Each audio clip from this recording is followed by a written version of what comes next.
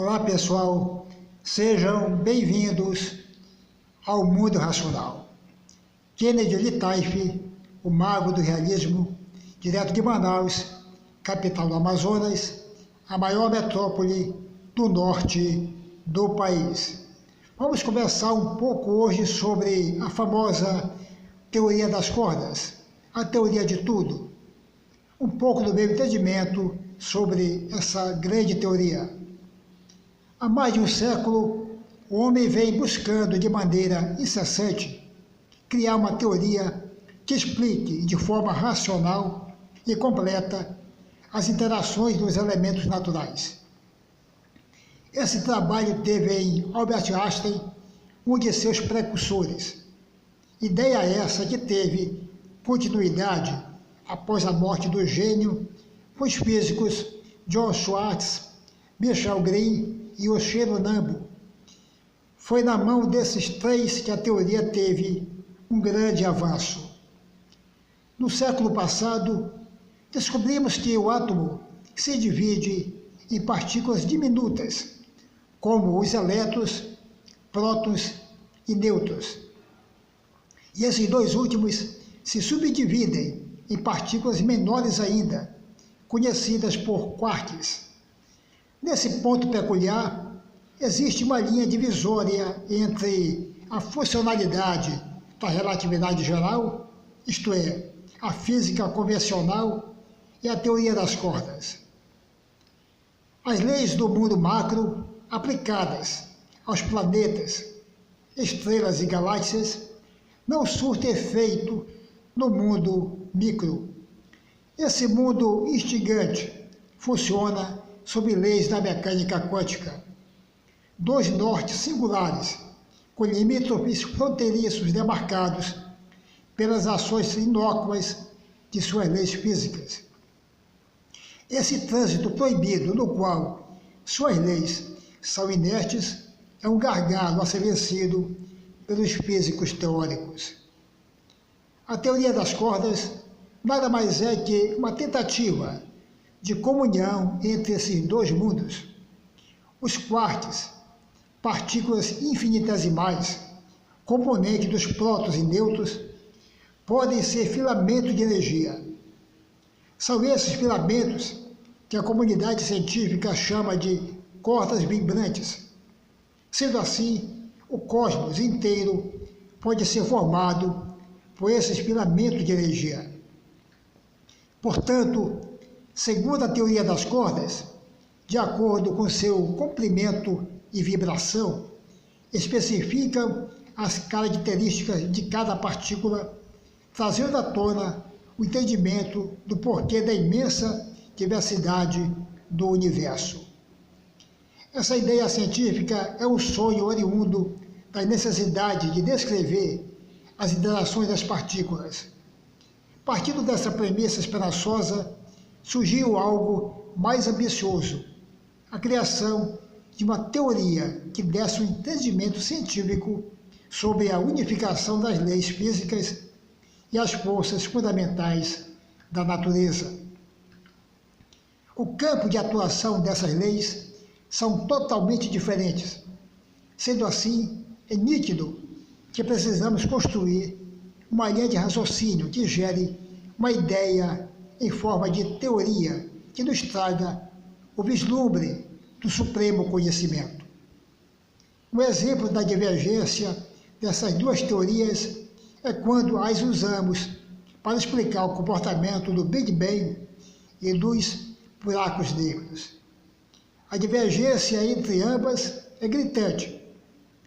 Só para conhecimento e elucidação de todos, as quatro forças naturais são a força gravitacional, a eletromagnética, a força nuclear forte e a fraca.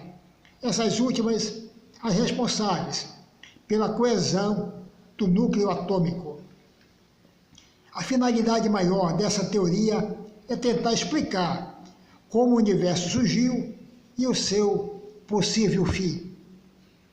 Dentro de nossa capacidade de imaginação, podemos colocar dentro dessa equação a possibilidade do cosmos ser infinito, tanto para o passado como para o futuro. Nesse emaranhado de possibilidades, devemos separar duas compreensões que devemos ter sobre ambas. A teoria das cordas só funciona dentro de um mundo com mais de 3 dimensões espaciais. Estudos matemáticos mostram de maneira enfática essa singular discrepância. As dimensões espaciais conhecidas são a altura, largura e profundidade, e uma de tempo. No mundo quântico, essas dimensões teriam sua quantidade aumentada substancialmente para 11. Como podemos explicar onde se localizam essas outras possíveis dimensões? Essa tentativa de compreensão pode estar no tamanho desses filamentos de energia milhões e milhões de vezes menor que um próton, tornando-se assim imperceptíveis para nós. Essas dimensões são extremamente compactadas, impossibilitando-nos e tornando inacessíveis suas percepções, pois estamos dentro de um plano tridimensional. Outra possibilidade de explicação pode estar em supostos multiversos, onde podem ter sido originados do Big Bang. Dentro dos ditames da teoria, podemos afirmar a existência de um número quase infinito de universos paralelos, onde as leis são peculiares, singulares, diferentes. Sabemos que todas as partículas no universo podem ser divididas em bósons e férmions.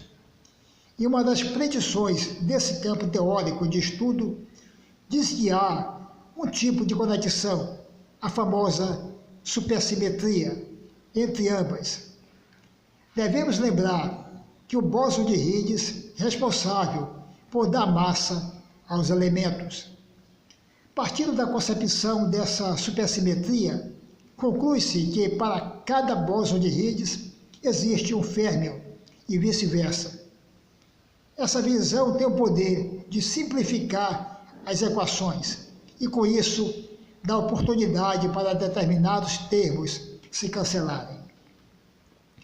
Temos que dar tempo ao tempo para que haja evolução, tanto na construção teórica da mesma, como em possíveis experimentos empíricos laboratoriais, principalmente no grande colisor de hadrons. Essa teoria já revolucionou o mundo matemático na compreensão do cosmos, abrindo novas possibilidades e abordagens em suas experiências.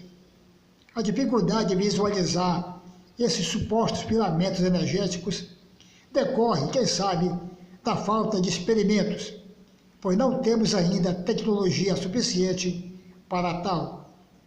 O caminho que podemos trilhar para encurtar esse prazo é, como eu disse anteriormente, no avanço das pesquisas em torno dos aceleradores de partículas, o CERN. Espero que em um futuro próximo possamos ter tecnologia suficiente para, quem sabe, comprová-la ou não. Tudo na vida é uma questão de conhecimento. A história secular nos mostra isso de maneira clara, desde o problema não resolvido por Isaac Newton e solucionado posteriormente por Laplace. O desconhecido de hoje é o natural de amanhã. Isso é uma verdade constatada diariamente. Nada de sobrenatural existe, e sim à margem de nosso perímetro da ignorância humana. O tempo, aliás, é o maior amigo da verdade. Portanto, devemos cultivá-lo, pois o sedimento dele é inquestionável. Pense, duvide e questione. Surpreenda-me. Atenciosamente, Kennedy Litaif, o mago do realismo.